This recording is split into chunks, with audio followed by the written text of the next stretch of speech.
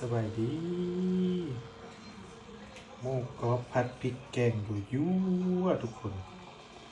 ใส่หอมใหญ่โดยชัวมากๆทุกคนอีกตัวหนึ่งนั่นล่าทุกคนกินกับข้าวเหนียวหรือกินกับข้าวเจ้ากระเสียทุกคนหมูกรอบผัดพริกแกงโดยยั่วทุกคนใส่หอมใหญ่โดยชัวทีแรกนั่นล่าสิผัดกะเพราแล้วบ่มีใบกะเพรานั่นล่าก็เลยเอาหอมใหญ่มาใส่แล้วก็ซอยหอมบัวใส่ทุกคนยั่วๆสำนีกันเลยครับทุกคนมาทุกคนยั่วๆจั่วๆทุกคนผัดพริกแกงอัน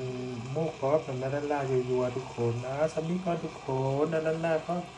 นั่นล่าซีๆไปเบิ่งเด้อทุกคนเด้อ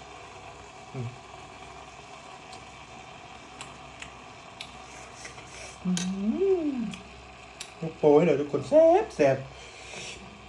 แซ่บได้ทุกคนนั่นล่ะข้อจวดก่อนทุกคนสบายดีบ๊ายบาย